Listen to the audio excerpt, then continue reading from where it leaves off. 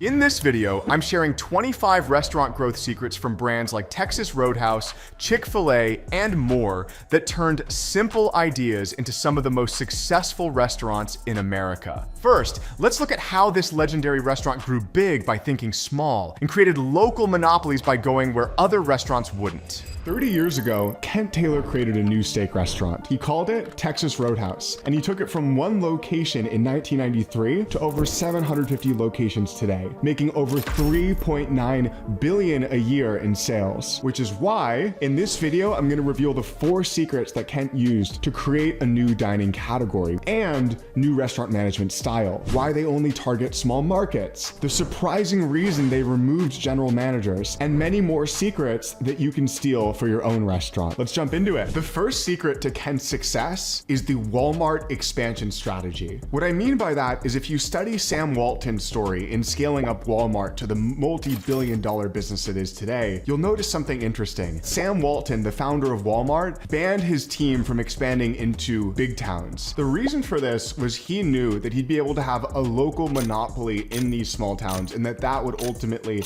help him drive significantly more revenue per store. That's how Texas Roadhouse's first location reached over $6 million a year in sales in a town of less than 30,000 people. Most steakhouses had avoided small towns. They thought to themselves that small towns don't have people that can afford steakhouse prices, so we're gonna focus on the cities. And his insight was if we just create a steakhouse concept that is at a slightly lower price point, that people can get a steak dinner between $18 and $30 for, that this would be the ultimate hit because it would save them the commute into the city and it would give them a price point that they could afford. And that is when the concept took off. So the lesson here for other restaurant owners that are thinking about shaping their concept for success is looking for gaps in the market based on where people are coming from and what needs that they have that are unmet. Kent knew that the need that these small town residents had that was unmet was that they wanted steak dinners, they loved steak dinners, but they didn't want to travel into the city and spend huge amounts of money to do it. So he created the perfect concept that would give them that level of experience within their town and then develop this monopoly because he was the only concept in 1993 and over the next 20 years. Restaurants live or die by their regulars. And what happens when you have no competition locally is that customers have a significantly higher likelihood to become regulars because there's no other alternative way to meet that need they have. You get a local monopoly over those customers. When you look at the numbers for Texas Roadhouse, you can see that this bet really paid off. Their average location is serving 5,000 customers a week in towns with populations of less than 30,000 people. And if you look at specific locations like Ashland, Kentucky, they're serving over 15% of the population of Ashland, Kentucky every week. Compare that to Olive Garden, that's doing only $4.5 million per location, or Applebee's, which is doing $2.3 million a year per location with a bigger footprint. Speaking of driving sales, there's a genius move they made by banning general managers and instead coming up with a new position that took over some of those responsibilities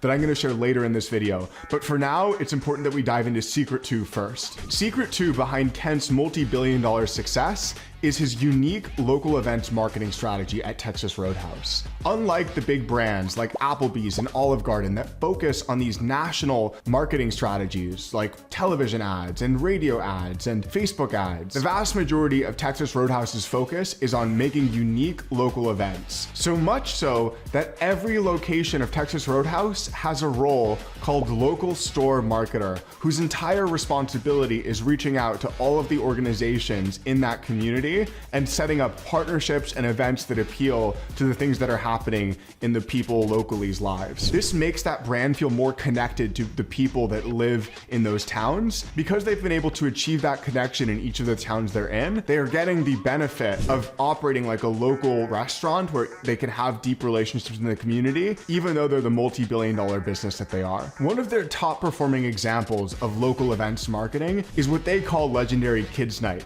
where they bring in balloon animal stations, ice cream eating contests, and partner with libraries and schools in the community to give out prizes to engage all of the families and demonstrate that they care deeply about building relationships with all of the people there. That's how they're able to achieve these incredible customer regular and customer retention rates in each of the communities they're in. The secret here is that Kent realized that Texas Roadhouse actually isn't in the business of selling steak. They're in the business of selling these memorable, intimate experiences with the people that you care about and love, where you can go out with your friends and family and have an affordable meal over delicious steak and have memories with them. He's created his concept around creating those types of experiences, which is why these local event marketing systems make sense. He's created an entire marketing strategy which reflects that. He's not running discounts on steaks, he's running events that engage the community. The other benefit of this local events marketing strategy is that it's way cheaper than these national marketing campaigns because there's less competition, and it gives these organizations that they partner with an additional resource that they can use in the form of a restaurant with delicious food and a dining room for events. That savings is why I'm always talking about things like local SEO over spending money on these national channels, like posting on social media with a full-time social media manager or boosting Facebook posts. People that are most likely to become regular customers is key to making the math work behind these marketing campaigns and ensure that the restaurant is actually turning a profit from spending the money. By the way, if you want help with your restaurant's marketing strategy, then comment your restaurant name and the city it's in down below. Then my team and myself will look at your comment, research your restaurant and community, and make suggestions to you based on your biggest opportunities, whether we see a high search volume that shows that you have a big opportunity on Google or specific ideas for events that you could run in your community. We're happy to comment back for free, and it helps the channel too because your comment helps this video reach more people. The third secret behind Kent's success with Texas Roadhouse is what he calls legendary service. This isn't the usual hiring good people who can be nice in the dining room and answer questions, but instead defining systems that make providing excellent service and training servers on how to do that a reality for every guest experience. So he's defined what the magic moments are in their experience with guests. For example, when new guests come to the restaurant, bring them back to the open format kitchen and show them the steaks as they're being cooked, or let them pick the steak that they want to have. This additional magic touch, particularly for a multi-billion-dollar restaurant corporation, ends up leaving guests feeling that much more satisfied with the experience. And it's why, if you look at the consumer satisfaction index, Texas Roadhouse is at the very top of the list in terms of service. Usually, when restaurants scale to billions of dollars a year in sales, their service takes a hit. This is why the Domino's Pizza and McDonald's average star rating on Google and Yelp tends to be in the 3 stars because the employees stop caring. But Kent knew that that was a risk and designed his training and systems model, including in the secret that we're about to talk about in number 4, in order to ensure that every employee not only cared, but had the right systems in place to ensure that they could create magical guest experiences. Chick-fil-A is known for having really good service, and they score an 83 out of 100 on this list. Texas Roadhouse has the very top restaurants in the American Consumer Satisfaction Index with an 85 out of 100, making them the single highest rated service organization in the restaurant world. The key lesson here is that hiring great people is necessary, but it's not enough. You also have to empower those great people with systems and clear expectations about how they create magical guest experiences. Like Kent identifying that one way that they could create a magical guest experience is bringing people to the kitchen when it's their first time, defining what those moments are in your restaurant experience that can make guests feel that much more connected and excited by what you're doing, ends up making it so that all of the people that you bring in as servers or hosts are able to create that ambiance and atmosphere that keeps guests not only satisfied, but coming back. In today's day and age, this also extends to your online experience. If Texas Roadhouse were founded in 2024, based on what I'm seeing in all of the most successful independent restaurants taking off now, like Talkin' Tacos, you need to have the online experiences magic moments mapped out and ensure that you're consistently delivering quality there. An example of that is a guest's first impression of your website. When they're there to make a buying decision, is your website perfectly answering the questions in the order that they have them in to provide the guest the clarity, information, and enticing pictures and text that is going to make them want to become a customer of yours? Or are they going to be met by a mediocre experience, which then they begin to map to what your restaurants like to eat at? So being super thoughtful about the magic moments that can happen online, how they go about online ordering, and what that experience looks like, the updates they get, the driver tracking, the loyalty points they earn afterwards, the savings they're reminded of, each of these things being dialed in is vital to restaurant success, which is why I built the platform Owner.com to do all of these online experience elements for restaurants in one platform that makes it all easy. It integrates with the restaurant's POS and then helps that restaurant extend online to provide a best-in-class online experience using state-of-the-art technology that makes it easy for guests to discover that restaurant online on Google and Yelp, and then to become customers of that restaurant through an online ordering experience, which is even more convenient than DoorDash and Uber Eats and more rewarding for the guests, so they choose to use that instead. Secret 4 is the single biggest key to Kent and Texas Roadhouse's success, which is banning the general manager role and instead creating this new role called managing partner. Here's how it happened. Kent noticed as he was expanding to 25 locations that the stores that succeeded the most were the ones that had the manager that was the most engaged and that ultimately cared the most. So what he did was he banned this idea of manager, and he said that if you wanted to be a managing partner of a specific location, that it wasn't just a promotion, but it was an investment that you had to make to demonstrate that you cared. So now what happens when you end up being elevated to this managing partner role within the Texas Roadhouse organization is you have to put down a deposit of $25,000 in order to take over the store as the managing partner. And then the way you're compensated is you're given 10% of the restaurant's net profit in addition to a strong base salary. That incentive structure ends up having each of his store operators operating as an owner rather than as an employee that doesn't care as much. When you look at all of the industry analysts of Texas Roadhouse success, they've determined that this is the single biggest driving factor. So how can independent restaurant owners use this? The key is in making the most valuable members of your team, the leaders of your team, even if you can't get them to put down $25,000 for a deposit, what you can do is ensure that they care and that they have a vision for how, as your restaurant grows and becomes more successful, they'll see personal growth, whether that's in the form of eventually getting to manage their own location as a managing partner, or maybe in terms of developing different career skills like planning of real estate for new restaurant locations. Making it clear to people that are working for you as leaders how they can continue to grow as you do is key to making them care, making them bought in, and seeing how they can fit their own vision for their lives inside of your big vision. When Kent made that change, it had two massive impacts. The first impact was reducing employee turnover, not just at the managing partner level, but at every level in the organization. Because when the managing partners became managing partners, employees saw that they could eventually grow into being owners of their own location if they worked hard enough. They saw that there was this upward mobility in the organization, which then made them care that much more. And because their boss's boss cared that much more, the managing partner of the organization, there was more leadership by example. The second was increased location revenue. And this was a byproduct of everybody in the organization caring more. That's how you achieve legendary service. So the key lesson here for independent restaurant operators is, even if you're at one location today, connecting how people want to grow in terms of skills they want to develop or career advancement into your vision for the next few years, and how when you're successful, they'll be more successful, is vital to getting them to be that level of engaged that ends up making your restaurant more successful. One important note is that they didn't just call them managing partners in title and then treat them like general managers. They gave them complete ownership and autonomy to run their store within the Texas Roadhouse system. So I saw this quote online from one of their earliest managing partners, Daniel Barton, who describes what it was like to be a Texas Roadhouse managing partner. And he said that you treat that money in Texas Roadhouse like it's your own, because you're responsible for everything, whether it's cutting the grass or calling pest control when there's pest issues. It is your responsibility to do everything. And while that to some people might seem like it's too much for an employee, to the right type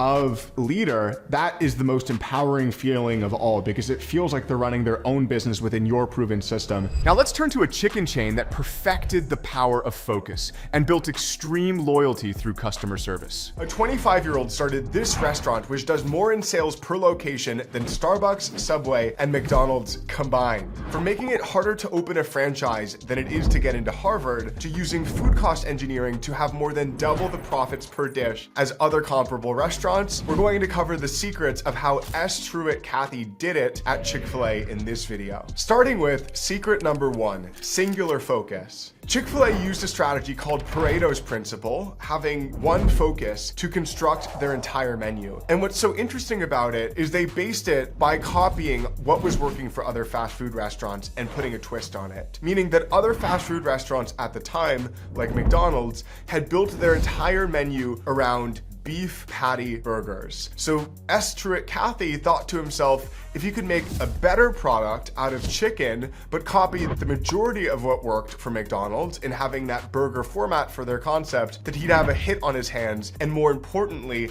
create a category that he could own with the chicken burger. And that's what started Chick-fil-A to massive success. Their first day, they did only $50 in sales, but within just a year, they were starting to do millions of dollars. What's so brilliant about this strategy is S. Truett Cathy understood the Pareto principle that says that 80% of profits and 80% of sales come from just 20% of menu items. So he thought to himself that if he focused on just mastering that one item that could drive 80+% of sales and profits, in his mind, the chicken sandwich, that he could have a massively profitable concept on his hands. It actually turned out to be a self-fulfilling prophecy, where his focus on making the ultimate chicken sandwich ended up making that chicken sandwich particularly impactful for his economics, where the original recipe that Chick-fil-A used is still secretive to this day, even to employees. It's been the same recipe since they started in 1967.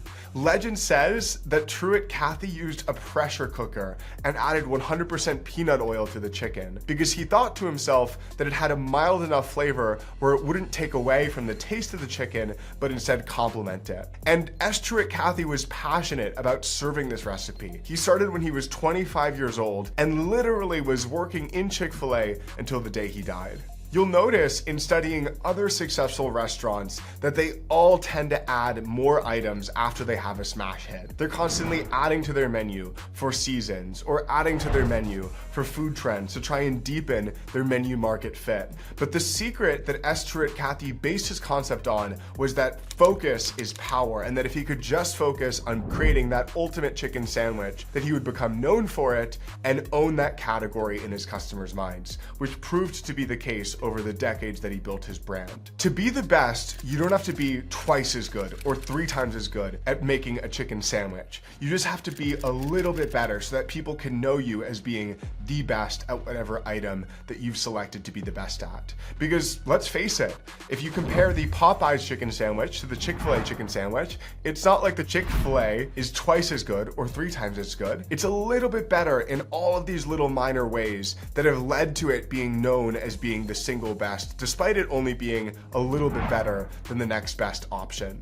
You can think of it kind of like the Olympic running race, where there's only a 1/10 of a second between the first place and the second place winner, and yet the first place winner gets a gold medal, global headline celebrating them as the world champion, whereas the second place winner gets a silver medal and not much at all. The same is true of restaurants, where if you can consistently become known as the best, you don't have to make it twice as good or 3 times as good. Just being a little bit better than the next best ends up securing that spot. I can feel what you're thinking right now. Adam, but what if people get bored of that dish that we serve all day, every day? The truth of the matter is that customers are only ordering your food once a week at most, more often twice a month or once a month. And so that dish that you've masterfully prepared might get boring to you in making it constantly every day, day in and day out. But to your customer, it's a nice, refreshing treat, an incredible change to their usual groceries that they really value.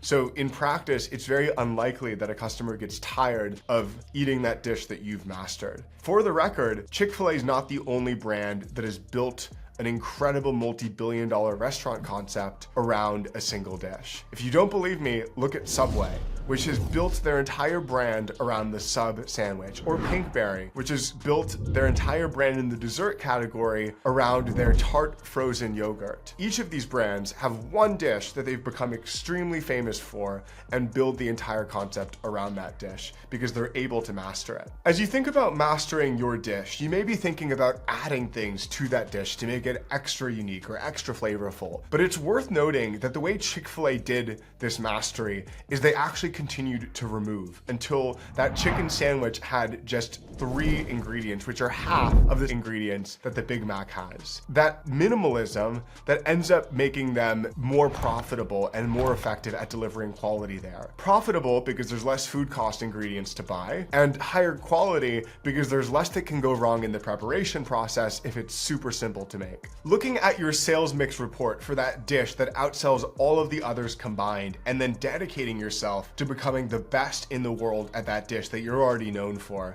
that is already a huge hit among your top customers. Once you've identified that dish, continue challenging yourself to make it better and better every day. And that doesn't just mean better in your mind as you prepare it and taste it, but better in your customers' minds. Ask them for feedback. Ask for basically live split tests where your customer tries the old version and tries the new version blind, not knowing which is the new and which is the old, and tells you which they prefer and why. It's through this constant feedback, both from yourself and from your customers, that you're able to develop the mastery over time, because you end up arriving at a product that better represents the expectations and tastes of your market. And if you don't want to do all that research, but you do want to know what dishes on your menu have the most local demand, my team can do that research for you. All you've got to do is comment your restaurant name and the city it's in down in the comments below, and our team will review that and then comment back to you for free within a day, sharing what the most popular dishes are of your cuisine type in your area that you can become known for based on what we can see people are most frequently typing into Google, which gives us a good sense of how many people in your area want that dish every month and what the opportunity is in terms of the amount of new customers you could get per month through developing the best version of that dish. Okay, so Chick-fil-A mastered their product for customers, but it turns out that they also mastered their product for expansion with a very similar strategy by making it harder to get accepted as a Chick-fil-A franchisee than it is to get into Harvard. Because Chick-fil-A has 60,000 franchise applicants a year, where only 1% of those end up getting a store at all. If you compare that to how many people get into Harvard from applicants, it's more like 5%. So by having that extreme focus on quality of franchisee, unlike most restaurants that are looking to get a franchise in anybody who will open its hands because they see that as short-term money, but Chick-fil-A enforces this extremely high standard of quality that makes it so that their reputation gets protected by each operator because they're selecting only the best and most responsible individuals to represent their brand with each new location. They do something else that's really different at Chick-fil-A, which is instead of having the franchisee put up hundreds of thousands of dollars to open the restaurant, Chick-fil-A says, we'll actually fund it for you. We'll take a higher fee, but we'll put up the cash because we know it's going to work. You just put up a $10,000 franchise fee to pay for all of the training that you're going to go through, and then we'll take care of the real estate, construction, equipment, build out, and everything else that you need to get started and succeed because we know that you're a top operator and you're going to be successful. It's that pitch that attracts the top operators because it de-risks it from their perspective and makes it that much more appealing to get involved in the multi-year, if not multi-decade commitment of being a Chick-fil-A operator. Because Chick-fil-A is fronting all of those costs, they end up keeping most of the ownership of the unit instead of giving it to the operator. The operator ends up getting incentivized to make that unit more profitable and more successful, but Chick-fil-A owns a greater part of the upside because they're selecting the best operators and taking care of the costs for them instead of expecting them to put in hundreds of thousands of dollars in build out of each unit. There's a great Warren Buffett quote that it can take decades to build an amazing reputation and just a single bad decision in a minute to destroy it. It's because of this wisdom that Chick-fil-A has used this model to scale so successfully. They know that the stakes are high. It just takes one person getting food poisoning or one person accidentally burning down their Chick-fil-A location to destroy the brand that they've spent so many years building and that is now worth billions of dollars. So instead of optimizing for the fastest possible expansion, whoever will give them money to grow the thing and open a unit, they optimize for protecting their brand, knowing that if they continue to deliver impeccable service all around the world, that the profits will take care of themselves, even if they take more time to get there. This doesn't just have to be the case in selecting franchisees. The very best restaurant owners and operators actually build their team using that same approach. A great example of this is Mario from Mendocino Farms, who told me in that interview that I posted on this channel that the way he builds his team is he first looks for mindset and then looks for skill set. And by mindset, he means people that are extremely driven, detail-oriented, organized, friendly, passionate. He filters for all of these qualities by putting people through 3, 4, 5 interviews, even for entry-level positions, and only then does he evaluate their skill set. You may be thinking, Adam, labor is so tight right now. It doesn't make sense to spend that much time with each candidate, particularly with the way that people churn out. But the key is that if you can attract those types of people and then really invest in helping them be successful and grow, that they end up lasting a significantly longer period of time and representing your brand better along the way, which grows your reputation and grows your profits. This obsession with getting the highest quality people is one of the reasons why they have the highest customer satisfaction scores in the entire restaurant industry. But it's not the only reason, as I'll get into later. Now we've covered how Chick-fil-A has great food and great operators, but how do they make those operators as successful as possible? That's secret number 3, tech-enabled chicken. The thing that Chick-fil-A has become even more famous for than their service within the restaurant industry is their incredible technology, because that technology has enabled them to deliver a smooth, personalized, and efficient customer experience. That state-of-the-art technology has only deepened their cult-like following and enabled them to provide even higher quality service. It touches everything from their drive-thru experience to their app pickup experience and keeps customers engaged and loyal. Here's how they do it. The foundation of their technology is the Chick-fil-A app, which drives customer engagement and loyalty by offering personalized rewards, giving customers rewards they earn with each purchase and then redeem for free food. This enables them to compete effectively against the delivery apps like DoorDash and Uber Eats by developing that customer behavior that they want of customers ordering directly from them, thereby saving them the 30% in fees that DoorDash or Uber Eats might charge, as well as all of the customer relationships.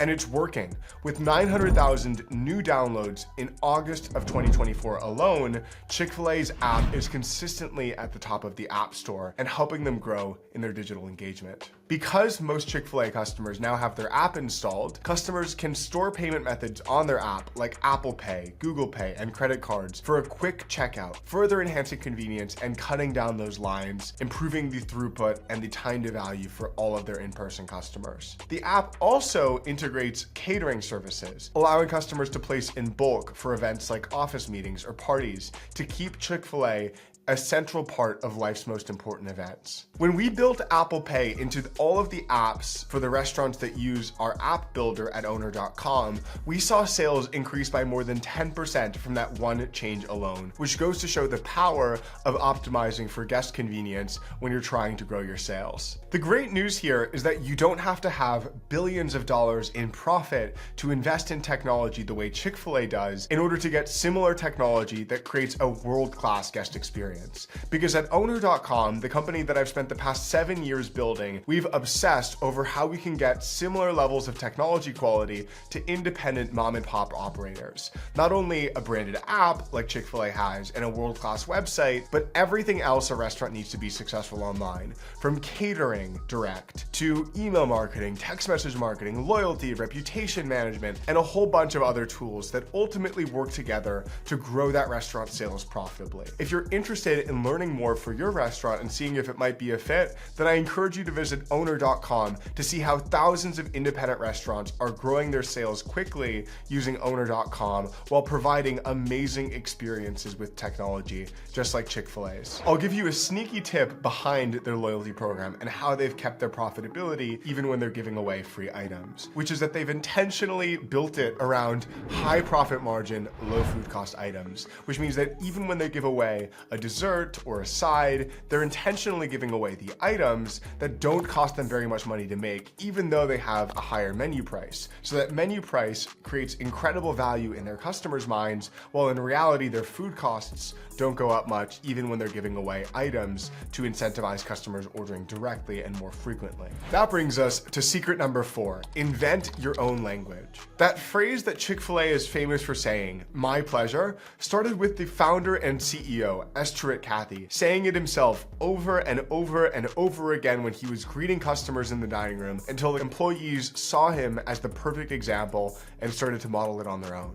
Now it's become the culture widespread across thousands of team members because he practiced what he preached. If he was telling people to be on time but was late, or to say my pleasure but was saying sure, no problem, then most people would be following what he was doing regardless of what he said. But it was the fact that his words aligned with his actions that enabled him to develop this culture of world-class service and his own language in serving customers. You'll notice that it's not just my pleasure. If you've ever been inside of a Chick-fil-A or looked at their menu, they actually avoid using any of the typical fast food terms. They don't have a combo or a 6-piece, but their menu items are instead called entrees or meals to give it a more elevated feel. They're mindful that the words we use change how we feel, and therefore choose words to evoke the feeling that they want to give customers. Feelings of high quality and friendliness and homeliness. It's also why they use the word beverage instead of drink or soft drink.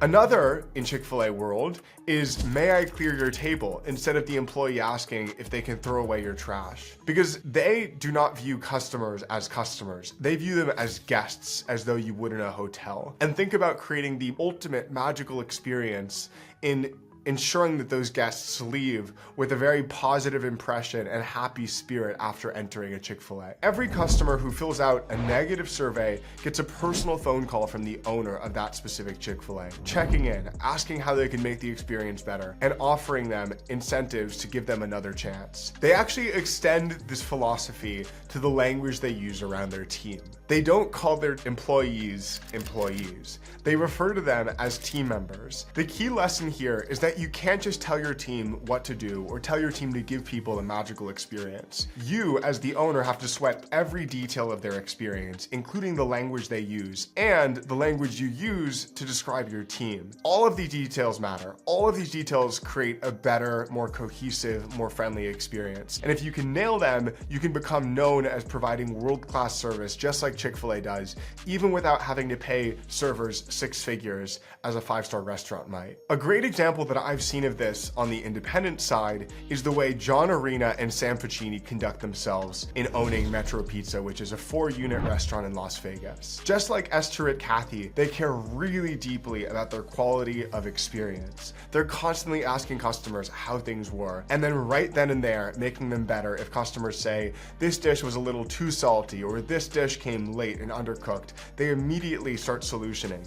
They also use very specific language to describe their team and their customers, and to train their team to describe their experience, which helps further enhance their positioning as being a superior option for pizza in their market versus just another pizzeria in Vegas. It's time for the next secret. Secret 5. Free food can be the best marketing if it's used in the right way. Chick-fil-A's free food started with their first 100 events, where when they opened a new location, they would have this massive camp out where the first customers to actually walk into that location the day it opened would win free meals for a year. Those events became legendary because not only would they make those first 100 people tell everybody they knew about how they got free food for a year at this incredible new restaurant in town, but they also led to tons of local press and media covering how people were camping out outside of this restaurant in order to get the free food for a year. And then here's what's interesting. The pandemic happened and shut those events down, where people could no longer camp out outside of Chick-fil-A. So what Chick-fil-A did instead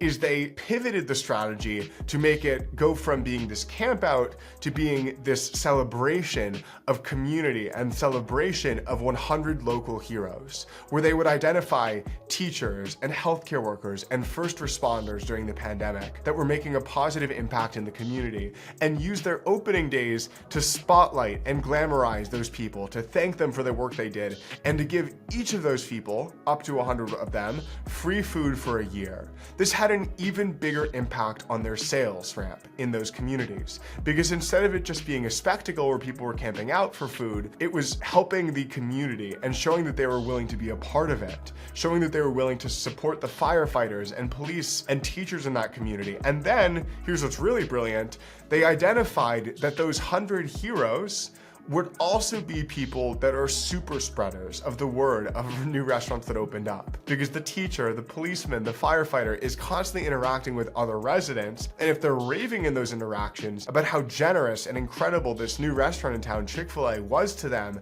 and how it thanked them for their work, then it gets all of the other community members that they speak to get intrigued by and want to try that new restaurant that is being so generous in their world. There's another brilliant way that Chick-fil-A has used free to improve their brand and their marketing. And that's what they did with their sauce business, where Chick-fil-A for decades had people begging them to sell their sauces separately because they became so well known for those sauces. So Chick-fil-A did. They started selling their sauces in Walmart and Kroger and Meijer and all sorts of other retailers. But they didn't do it for a profit. They actually say on the sauce packets that 100% of the profit from the sauces go to scholarship funds to help pay for people's education. This improves their reputation from all of the people that are eating their sauces at home and shows them again that they're willing to stand up for their values and up for what they believe in, even when it is less convenient and less profitable in the short form to do so, like being closed on Sundays. It's through this reputation that Chick-fil-A has such valuable, devoted customers who really believe in their brand and similarly want to support and reciprocate all of the love that Chick-fil-A is showing for the other people in their community. If you want to continue learning how to grow a restaurant profitably on this channel, then I've got good news for you, which is that you can hit the subscribe button down below to be notified every week when I post the latest video on what is working today to grow a restaurant profitably. We cover stories like this one in Chick-fil-A's growth, or Taco Bell's, or McDonald's, but we also talk about how independent restaurants are using unique strategies to maximize their profitability and growth in 2024 and beyond. So if that's of interest, then click the subscribe button. Next is Secret 6. 5-star hotel service. While most of the restaurants you know start by training their staff on how to make the fries and how to make the burgers, Chick-fil-A does something entirely different, which is training the staff on how to provide a 5-star experience to customers, including how to make the right eye contact, how to smile and strive to see the customer return the smile, how to engage personally and ask how customers' days are going, how every staff member has the power to give complimentary food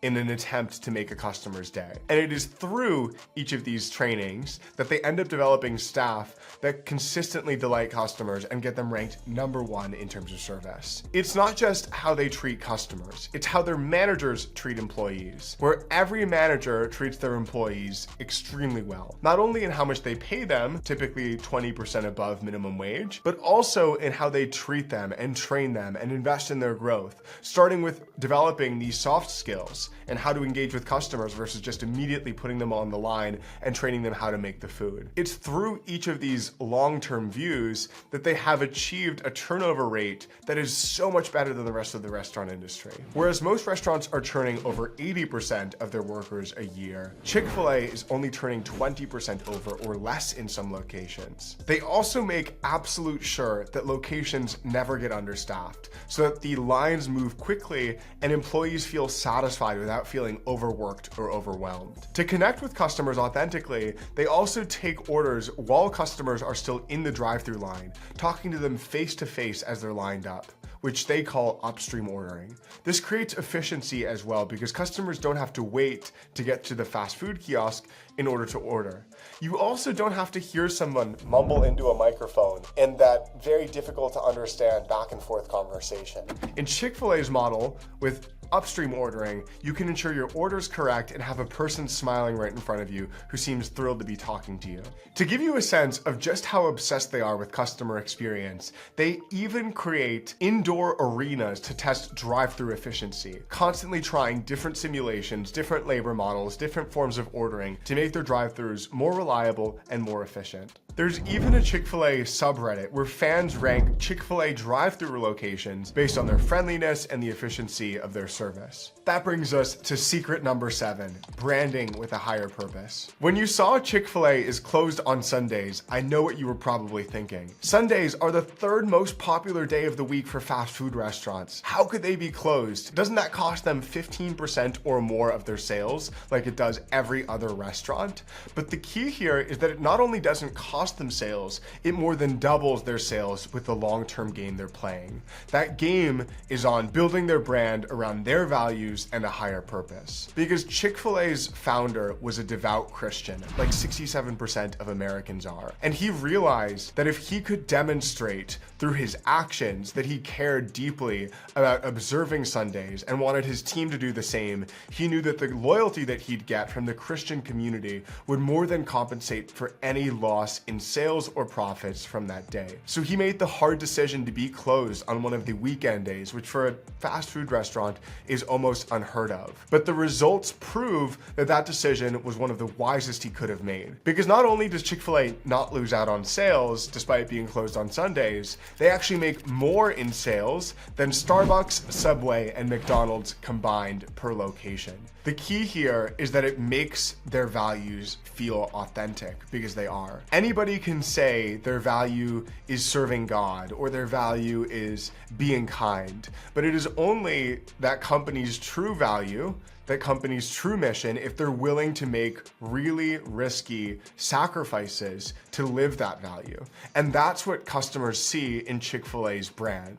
They've been closed on Sundays since the start, even though people think to themselves, well, that's one of the busiest days for a restaurant. They could make so much more money being open on that day. Their unit volume could increase by more than 15%. Chick-fil-A realizes that by living by their values and showing their customers that they're in it for their long run, that they're not just optimizing for profits, but they're optimizing for creating a better world that they want to be a part of, that will earn them more sales and more profit over time. And that is proven to be exactly the case. In addition to appealing to customers, this statement appeals to Chick-fil-A's employees and team, who want a company that stands for a higher purpose, particularly when they're making near minimum wage in these entry-level, fast casual jobs. They want to see both a path to progression as well as how their work is making a positive impact on the world. By aligning with their employees' value set and giving them Sundays off, they're demonstrating that they're interested in building this longer term success for their employees and creating a better world on the other side. One of the reasons they're able to do this is Chick-fil-A has remained a private company even though they have billions of dollars in sales. This is similarly optimizing for the long run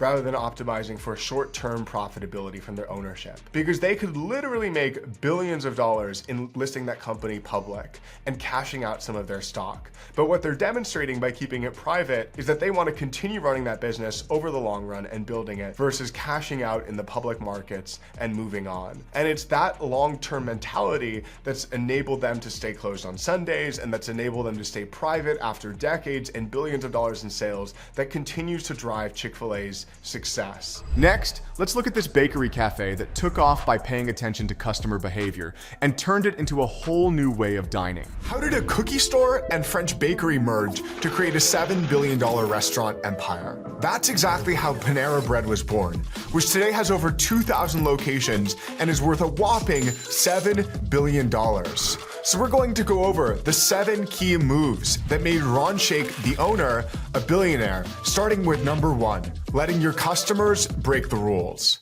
When Ron was starting what would become Panera Bread, he had a different vision for it. He originally envisioned a high-end cookie store called the Cookie Jar, which was next to a French bakery called Au Bon Pain. Au Bon Pain was an unusual French bakery in that they made super high-end French pastries and bread as a way to demonstrate their superior baking equipment, and then they would sell their baking equipment to their customers. Now here's where things got interesting. Ron's cookie concept wasn't really taking off at first. His cookies around the afternoon would sell like hotcakes or in the evening, but he had no breakfast business, which was super inefficient and a huge problem in his concept. So he started carrying some items from the French bakery across the street to do more business in the morning hours with those items. He brought in the breakfast croissants and French breads for breakfast. He noticed his customer base starting to act very strange in sneaking in deli meat and then starting to pull apart his bread in front of him to make sandwiches. They would even sneak in their own coffee because they loved his bread quality and high-end cookies, and they wanted to pair those things with more wholesome ingredients to create a better meal. When Ron saw this continued success, he came up with a bold plan to merge with the French bakery and take advantage of this customer rule-breaking behavior. He renamed the new concept Panera Bread, creating the first ever bakery cafe known for its extremely high quality bread. And that's when things absolutely took off. The lesson here for us is to try to learn from even annoying or weird customer behaviors. When I was first getting started, I think I'd be offended if I saw customers bringing in food to my restaurant, and I'd try and ban that because in my mind, them bringing in food would mean less revenue for me, like my concept was being violated, and no restaurant allows that in the first place. But Ron didn't do that. Instead, he became curious. He saw his customers sneaking in those meats and pulling apart his bread in front of him to make their own sandwiches, and asked himself why. He realized that it was because those things paired really well with the items that he had, and that this could be the ultimate way to expand his concept and drive a bigger breakfast and lunch business. That's when his concept really took off. To give you another example, I just saw this happen in my business, where we have thousands of restaurants using our platform, and we were previously giving them a flyer-based system to try and drive more people to their online ordering. Yet I saw some customers not using those flyers and instead opting to put gift cards into go bags and drive customers that way. At first I was surprised about why they were using an entirely new system, but then when I saw the numbers behind their success, I realized that they just hacked our system to find an even better way, and that it would be in our best interest to learn from them and distribute this across our entire customer base rather than trying to tell them, no, don't do that thing that our product is not supposed to do. You've got to use it in the way it was intended. The best way to use this is to notice when customers are doing unexpected or weird things in your concept. Whether it's an unusual seating pattern or unusual hours that they're in your restaurant or unusual combinations that they're ordering from your menu. Rather than telling them, no, don't do that, that's not how my concept was designed, getting curious at first about what unmet needs they're actually meeting through that weird behavior and figuring out whether there's ways that you can use that behavior to drive product innovation to make your concept even better. Another great example that I've seen of this is what certain pizzeria owners notice about Sunday orders. Most orders throughout the week are moms ordering for their families. The orders on Sundays are different. They're actually men that are ordering pizza to watch football with their friends. And unless you were paying careful attention to this deviation, it would hide the opportunity that Sundays present for pizzerias, which is having specials that are designed for game day. And the pizzerias that end up implementing those specials on their menu, because they're noticing this customer behavior, have an inherent advantage in being able to reach those customers and personalize an offer that makes sense for their circumstances. When Ron adapted his concept to match the customer behavior that he was seeing, he started to see huge breakout success. His initial unit ended up reaching millions of dollars in sales volume and becoming a regional legend. People were catching on to what was successful about Panera Bread and wanted to open their own. So he started getting inundated with inbound franchise requests. That was exciting, of course, but it also led to Ron avoiding the trap that killed Quiznos through lesson number 2, making it harder to get accepted as a franchisee than it is to get into Harvard. Wait, making it harder to franchise than it is to get into Harvard, wouldn't that actually kill your ability to expand? I would think so too, but I've now seen thousands of restaurant stories up close, both the ones that I've worked with directly and in studying some of the biggest restaurant successes of all time, like Subway and Quiznos. And I see so many of them make this mistake that ends up killing them, which is that they see franchisees pounding down their door and then they let anybody franchise their concept who has the right amount of money to expand their locations. It sounds good in the short term, more income, higher franchise fees, more locations, but it ends up jeopardizing the value of that brand in the market as these inexperienced operators that are kind of passively checked out end up taking on their new locations and destroying their reputation. So that's why Ron took the opposite approach. Instead of telling all of these millionaires who wanted to bring Panera Bread to their city, absolutely, you can, he instituted the most rigorous set of qualifications that the industry had ever seen for franchisees and treated interviewing them like interviewing for a leadership role. This is why Panera Bread only had an acceptance rate of 0.25% from the beginning, making it more than 10 times more selective than Harvard, and that's even with ensuring that every application comes from a millionaire that has at least $3 million in cash to open a location. He also made an unusual rule, which was only targeting franchisees who could eventually operate multiple units so that they could grow with him, using the profits, continue to invest that more and more into more franchise locations, rather than having single unit operators that can be harder for franchise systems to manage. You may be thinking, did it kill the amount of franchisees that Ron got? And the fascinating thing here is no. Not only did it not kill him, the exact opposite thing happened, because word started to spread in the communities of franchise investors about how hard it was to open a Panera and how profitable the brand was and how good the numbers were because they had all of these expert operators running them. And it led to the very best people being interested in opening a Panera because the average stats were so jaw-dropping. The average Panera store profits more than $400,000 a year, which is more than double the equivalent McDonald's. This is how they've grown into a 3,000 unit brand relatively quickly. So what are the practical takeaways in lesson 2 of how Ron made Panera so hard to break into as a franchisee? It turns out that his thinking isn't just specific to franchisees.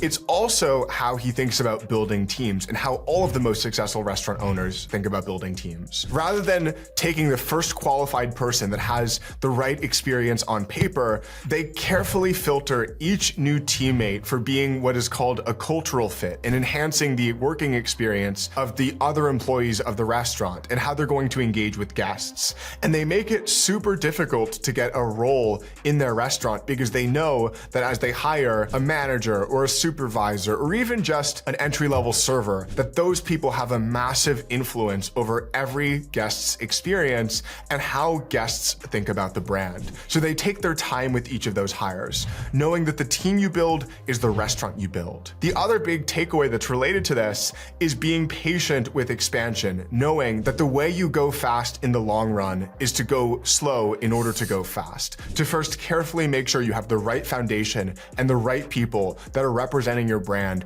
rather than just the people that seem qualified and that have enough money but aren't going to be great stewards of the reputation that you've worked so hard to build. Because as you may have seen in the Quiznos video I posted, they were actually ahead of Panera in terms of location count. They looked so good from the outside, but because they'd set the wrong foundation and were basically taking any franchisee that could afford their fee, their entire empire came crumbling down and ended with huge amounts of reputational damage, lawsuits, and ultimately a failed brand and bankruptcy. But Ron knew that the best way to go fast was to start by going slow and making sure that he had the right foundation to build on. Panera was able to take about 10% of franchise sales, or double the usual rate, and use that cash in a very unconventional but genius strategy to grow about a decade in. And that was lesson 3, expanding through distressed asset buys. At this point, Ron was already growing at a good clip using the franchise model, but he realized that he needed to figure out a new expansion strategy if he was going to build a brand worth billions in the next decade. So he kept huge amounts of cash in the business as retained earnings, rather than paying out that cash as dividends, and waited for years to figure out how he could use that cash to expand with acquisitions. That time finally came in 2007, just as the markets were starting to crash, because one of the competitors that Ron had his eyes on, Paradise Bakery and Cafe in the Western US, started to struggle financially. So Ron was there and had the cash to offer them a buyout of $40 million for their 70 locations. To put that into perspective, that brand was doing over $100 million in system-wide sales and also had a great reputation doing something very similar to Panera, but in a different region where they didn't have a presence. Yet, they accepted Ron's offer. Now, here's the genius in it from Ron's perspective. If he were to have invested that $40 million into opening new Panera Bread stores in that same region, it would have only allowed him to open 20 new stores with that same amount of money. But instead, he was able to get 70 new stores, 3 times as many. And the best part was that each of those stores was already doing $1 million in sales and were mostly profitable. So they didn't even need any time to build and ramp and could immediately contribute to Panera's profitability. Getting 70 corporate-owned stores profitable in a brand new region literally grew the total value of Panera by more than the $40 million it cost them that year. So it was almost like a bet better than free acquisition. Like they were paying him and increasing the value of his company to give him 70 more stores that were profitable and doing over $1 million in sales. So you may be wondering, what is there to learn from this key? The first part is being very strategic with keeping cash healthy on hand for when the time is right. There's a lot of restaurant owners that are constantly distributing out all of their net profit to themselves as dividends, as profit for the year. But the problem with that strategy is when you pay it out in personal income, you end up not only having to pay tax, but it means that your business has less cash on hand for when these types of opportunities come up to expand. Because this is related to the second big takeaway, there's often great expansion opportunities through doing what are called distressed asset buys in restaurants, where there's restaurant concepts that are similar to yours in different areas that you might want to expand into that for whatever reason aren't working with the way they're executing. The usual way to expand into a new location is to open a brand new store. You can end up doing it for 10 times less through doing one of these distressed asset buys and take over an asset that already has a customer base that wants what you do, that you can do it even better for. Whether it's people who want to get out of their lease or who had emergency bills that came up that they want to pay,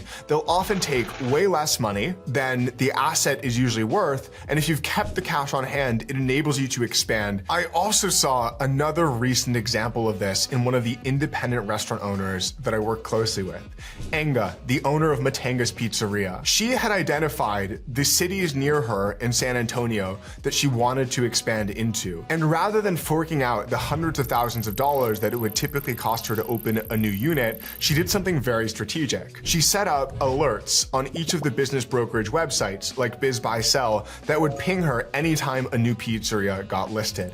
And she especially looked for deals where the owner was eager to sell for some reason and had built up a solid base of customers so that she'd be able to buy those assets for very cheap, take over the equipment, the lease, the customer base, and add her location in, executing it better in order to create a success where there were once failure. And this strategy has served her brilliantly. It's how she's gone from 1 to now more than 7 locations in just a few years and continues to expand. A lot of the most savvy restaurant operators use this strategy because it ends up compressing that cost of new location by 5 to 10 times and make it that much more efficient. By the way, if you want to continue learning about the best strategies for growing your restaurant profitably and expanding, then subscribe to this channel because every week I post a new video sharing lessons that I've learned in working with thousands of restaurants or studying major success stories, and I share them entirely for free on this channel. So if you want to make sure that you never miss out, then click that subscribe button down below. You may have noticed that Panera's been on a buying spree over these past few years. They've been all over the news for it, and it's actually for a different reason than unit expansion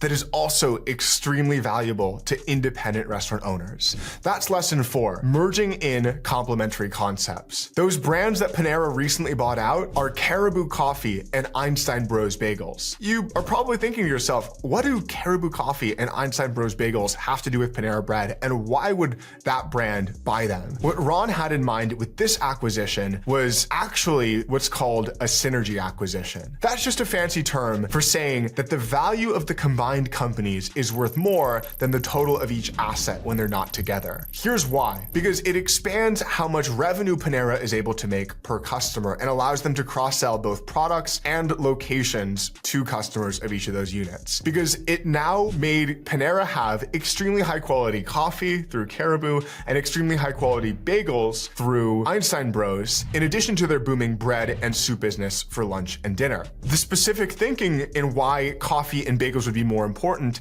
is Panera is mostly known for its lunch and dinner business. So by adding coffee and bagels, they continue to expand their breakfast offering, and we're able to use all of these established brands to also offer certain Panera products like bread and soups in those locations and sell more to the same customers by meeting more of their jobs. Even if you're just starting out and you're not at the stage where you can fund acquisitions for synergy, ask yourself, if I could buy another business and merge it into mine to grow my sales per customer, which business would I choose? Because that question can lead you to realizing that you can expand your concept into a strategic direction to meet more of your customers' needs, even without having to buy another brand to do it. If you're looking to grow your sales per customer and want my opinion on what would be best for you to expand into, then comment your restaurant name and the city it's in down below. I'll research your menu and then check out your local competitors and and compare it to some of the biggest restaurant successes that I've seen of your cuisine type and get back to you in a comment with some personalized advice about what I would do to expand your sales per location. Another way to apply that thinking is to do strategic upselling that meets your customers' unmet needs. What I mean by that is you've got certain dishes on your menu that actually create certain customer needs. Like if you have a really salty guac and chips, for example, that tends to make customers thirsty. So if you can build into your ordering process that when you sell guac and chips, you also suggest an agua fresca as a taqueria, this refreshing beverage that makes customers that are thirsty feel better, then you're driving up your revenue per customer in this very strategic way that meets a customer need. Another way to apply this is realizing that if you're not covering all 3 meals a day, breakfast, lunch, and dinner, that you might be able to through strategically adding certain items to your menu that appeal to those specific needs. The reason this is so powerful is that you've already got a lot of the same fixed costs regardless of what hours you're open, because you're paying your lease and you're paying for your kitchen equipment and you're paying for the marketing of the restaurant. So if you're able to add more meals that you serve using those same fixed costs, you're able to drive up the profitability per unit. Whether that's adding a breakfast menu if you're currently a lunch place, or adding dinner if you're currently a lunch place, or adding lunch if you're currently a dinner place, you can expand your concept to meet more of your customer needs in applying this thinking. And that's lesson number 5, stickiness through subscriptions. You may remember that Panera Bread was the first restaurant to launch their subscription business a few years ago, where they offered customers unlimited coffee and unlimited soft drinks for $10 a month. And it absolutely took off. Now you might be thinking, can't that make them lose huge amounts of money if they just started giving away something that they sell for $3.50 a cup and give people unlimited supply of that for $10 a month? That's literally taking a customer that could be worth $100 a month if they were buying those coffees separately and makes them worth $10 a month instead. The fascinating thing here is that their numbers show that instead of driving down their average revenue per customer, this drives it way up. Because while it is true that they spend less on the coffee or soft drinks that you give away, the real magic is what happens when consumers think they're getting lots of free value and amazing stuff from you. The numbers prove that customers on Panera's subscription visit 10 times more frequently and bring customers 1 in 5 times who aren't subscribers and spend 40% more on high ticket items like entrees than non-subscribers. This is invoking a really powerful thing in psychology called reciprocity bias, where when somebody feels like they're getting lots of great free stuff and amazing value, they end up wanting to reciprocate, in this case by spending more money on other things or using it more frequently, and that ends up driving massive additional revenue for Panera. They also give the restaurant a very predictable form of revenue in those loyal customer subscriptions. And because they selected free coffee to give away, which is an item that they maintain a less than 10% food cost on, they don't even lose money on the millions of cups they give away per month through their subscription program. This lesson also applies beyond just subscription programs, meaning that you can also take advantage of this in your restaurant's loyalty program. Here's how that works. You make sure it's structured around similarly very low food cost items, which enables you to reward guests every few orders for their loyalty and give them a huge amount of perceived value. Wow, I'm getting this $7 dessert for free, or wow, I'm getting this $7 appetizer for free, but without costing the restaurant much money in practice because you've selected intentionally low food cost items. There's a lot of research that shows that this not only increases the retention of customers, meaning that it's more likely for new customers to become regulars if they're getting free rewards from you every few transactions, but that those customers are also way more likely to spend more money per order and to refer their customers when they feel like they're getting that amazing value from you. What made Panera's use of subscriptions or free item giveaways wasn't just the strategies themselves. It's what's called first mover advantage. That's lesson 6, first mover advantage. Panera is always one of the first businesses to adopt innovations of restaurants. We saw it with their subscription business or with their loyalty program, and they were also one of the first restaurants to launch an app after that. With that app, they saw that customers that they could get to download it would order more than 50% more frequently and are that much more likely to opt in to both their subscription program and their loyalty program. You may be thinking, Adam, my independent restaurant can't even get an app, so why are you telling me this? this.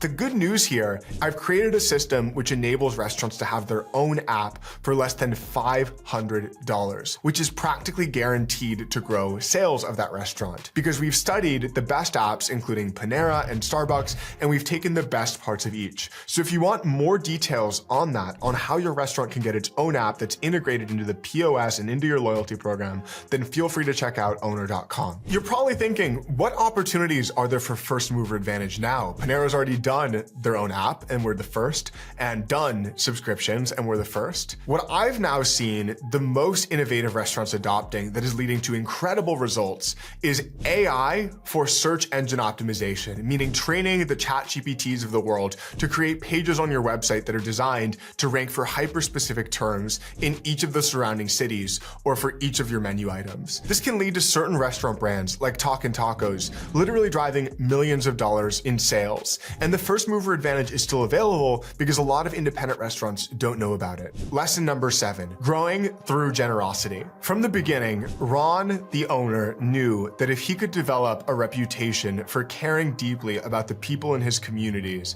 that would not only serve his business well, but was the right thing to do and would help him attract talent.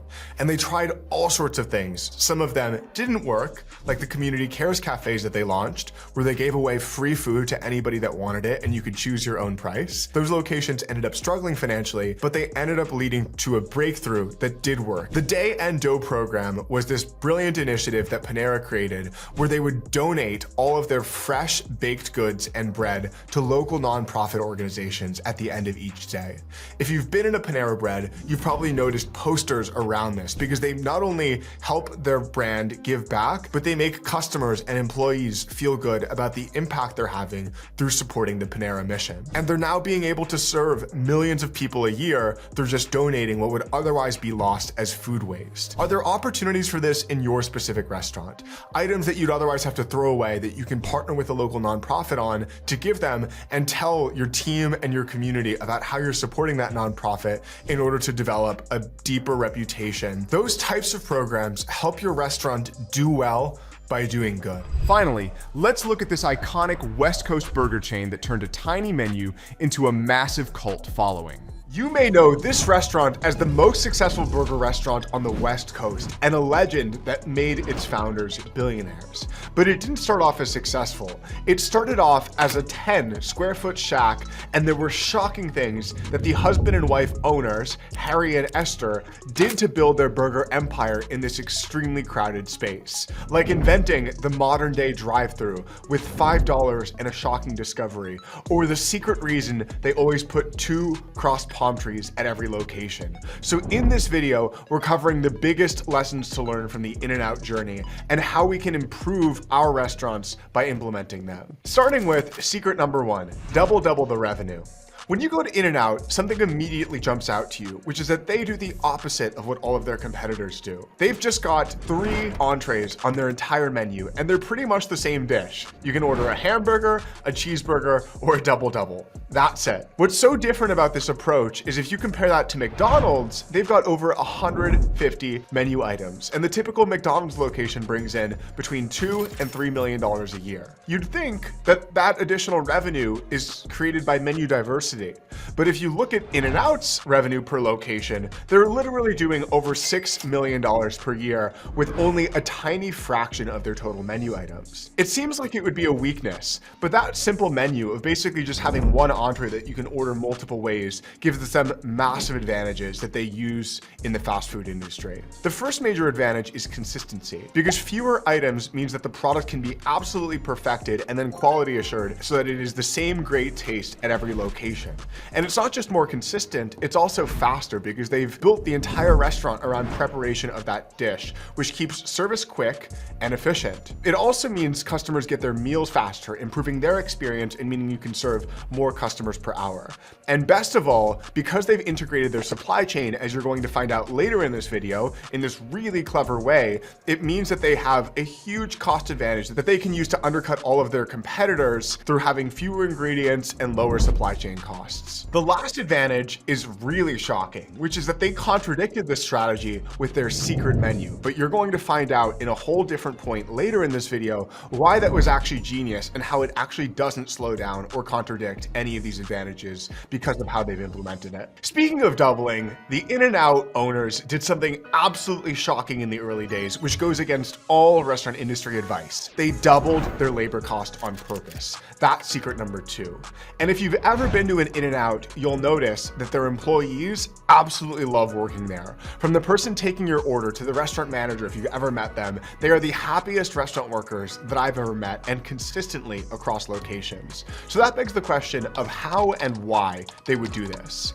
They ended up realizing pretty early on that if they could attract most of the highest quality restaurant workers, offering them higher wages and internal promotion paths, refusing to hire managers from the outside, then they'd be able to attract people that wanted to be career In-N-Out workers. And that is what has played out in practice, where everybody from entry-level positions are making more than double the national minimum wage, and managers are making $160,000 to more than $200,000 per year when you factor in all of the performance-based bonuses they make. So you may be wondering, how does the math actually play out here if they have double the labor cost of similar restaurants per employee?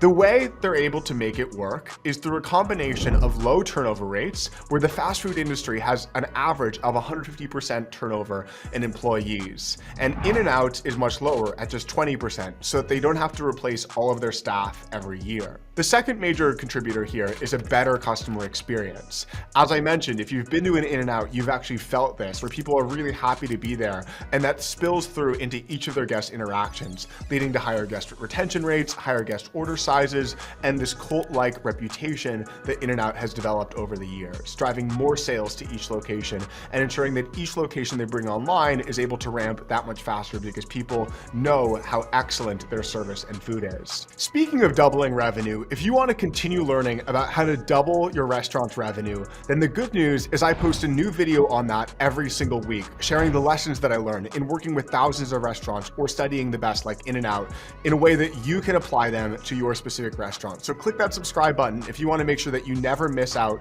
on the videos that I post on restaurant growth, because I post them constantly and it's totally free to do. Anyway, back to the video. The other way they were able to double their labor cost and still maintain extreme profitability is secret number 3, becoming their own distributor without compromising quality.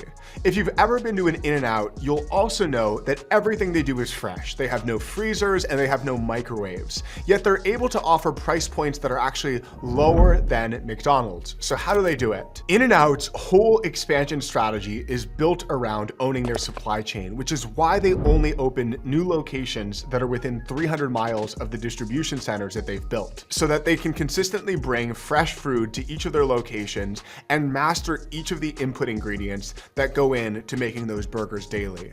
It's also how they make hand-cut fries from whole potatoes that are peeled, cut, and cooked fresh in-house every single day.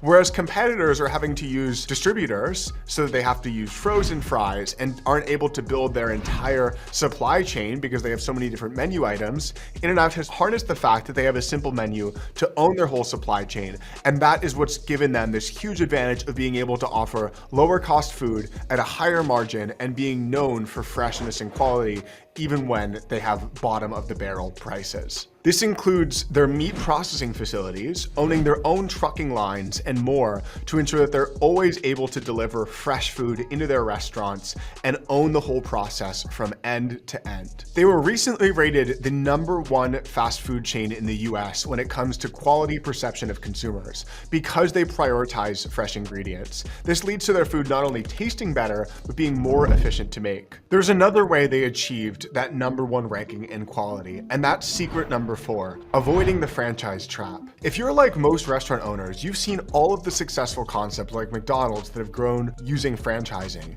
Yet so many of the most successful restaurants founded after that, like In-N-Out, like Sweetgreen, like Kava, don't franchise. So why not, and how can we learn from that as we expand our restaurants? The key in why they don't franchise is realizing that franchising almost always leads to less quality and is not as profitable as it seems on the surface. So if you're building a brand that is known for its quality and freshness, the idea of having strangers that put up money to run your restaurant and therefore influence its reputation doesn't feel worth it. So by saying no from the very beginning to franchising, the Snyder family has achieved this brand that they fully control and are able to quality control as a result.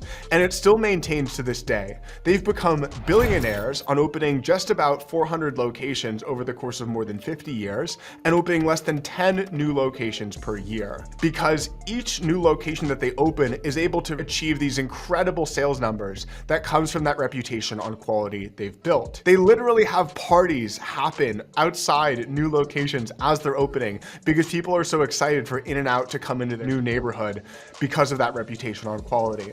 Whereas there's no franchises that have achieved that level of fanfare. The closest example we can think of a restaurant that's expanded that achieves a similar level of excitement in each new community it goes in is of course Chick-fil-A, that has people camping out. But similar to the Snyders, Chick-fil-A applied this extremely controlled no franchising strategy and instead empowers what they call managing partners, these managers of each location that they pay more that have been trained in the Chick-fil-A model to expand their concept. In-N-Out basically does the same thing with higher paid managers that operate like managing partners and the tight control on each location of ensuring that it is not only within close proximity of a distribution center and meat processing plant that they own, but that they're able to keep extremely tight control over the quality of each location and ensure that it is known for its excellence. The next secret is not so secret anymore, and that's the secret menu. I mentioned In-N-Out's secret menu earlier in this video, but it's a key lesson to learn from their success. Because officially they only have one entree, those 3 burger options that you can get as the hamburger, the cheeseburger, or the double double. But they also realized that there would be incredible word of mouth if they added what's called the secret menu with 5 more options, which were basically a few other ways to do that burger, like the animal style burger that has a special sauce on it, or the protein style burger that has no bun. And the secret menu actually became known as the not so secret real menu. They couldn't help but tell their friends and family about it, so it ended up becoming the ultimate accelerant to all of their word of mouth. They also strengthened their brand by training employees to guess that they should ask about their secret menu and finding other subtle ways to promote it in a way that would develop more guest trust and spread the word about the secret menu that people couldn't help but try when they discovered it in all of these unconventional ways. The other key thing to note about their not so secret menu is that they didn't do it in a way while massively complexifying their menu or adding new entrees. The animal style burger and the protein style burger, for example, were just different variations on that burger dish so that this didn't contradict their ability to own their own supply chain or simplify their processes to create faster service. The takeaway for your restaurant is to intentionally do things that are designed to create word of mouth in how you execute your concept. That was the purpose of the secret menu from the beginning. It gave guests something to talk about with each other. In your restaurant's case, it might actually be a secret menu, finding very subtle ways to spread the word about your secret menu and having some of your best dishes on that menu that people love so that they end up talking about it with their friends and feeling really special, like they're in on a secret when they've discovered it, making them that much more loyal to you and that much more excited to order those dishes. There's another way they've achieved that huge fanfare at each new location, and that's through creating what I call Secret 6, the drive-through dilemma. If you've ever been to an In-N-Out, you've noticed that they always have a drive-through that has a line of cars that often wraps around the block of people trying to order their food. And it is attention grabbing. It looks like there's some huge event happening all the time outside In-N-Out.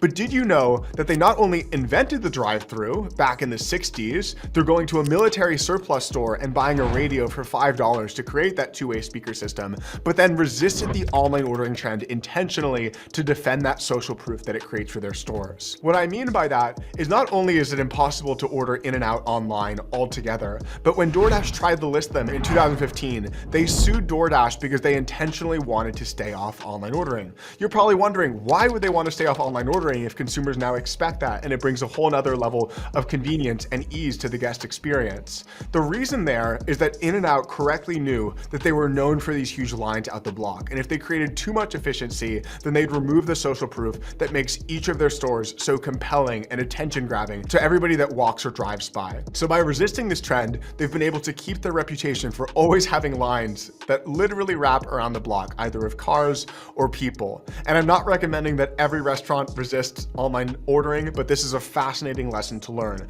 which is that if you are known for something that technology contradicts or makes impossible, it might be worth resisting that technology to make sure that you're continually known for it and you preserve that advantage. That brings us to secret 7, knowing their customers better than their customers know themselves. What's really wild about the In-N-Out story is there are certain things that they lucked into that then they were able to double and triple down on. And the biggest that comes to mind is the California cool vibe. There was a palm tree reference that one of the founders, Harry, liked from a movie called The Mad Mad World in 1963 that basically had 2 crossed palm trees that marked where the treasure was. So he initially brought that into his location and realized that customers understood that reference and it brought them some nostalgia and excitement of that period. So he began doing that in all of his locations, as well as having ferns up in the dining room and a bunch of other things that remind people of California cool. The insight behind these design decisions is that he realized that there was a bigger way to gain an advantage in his customers' minds than just offering extremely high quality fresh food. And that was by becoming associated with something that they thought was cool and high status, like the California cool vibe. So he looked for all of these other references in terms of how he could achieve that. And it's how he designed those dining rooms to be so iconic in their white and red colors and looking vintage and retro, putting the ferns up, having the things lined in palm trees. He realized that his customers thought that both the 50s and 60s were cool, so he wanted to bring in some elements from that, as well as the California look and feel was cool, so he brought in elements from that, and again was able to anticipate that if he could become associated with each of these things in his customers' minds, that they would view his restaurant as cool by association, and it's totally worked. If you want to continue learning about restaurant branding, I made a whole video detailing exactly how to do that and sharing a bunch of the best success stories throughout history on how restaurants have achieved the ultimate advantage in becoming a brand that people absolutely love and are willing to pay more for. So get the ultimate guide to that by clicking to the right of me. It's a totally free video and will walk you through not only the history of restaurant branding and some of the best examples, but how you can do it with your specific restaurant to make sure that your customers love you and continue to go to you as a result of the associations you build in their mind. Click to the right of me to see that video.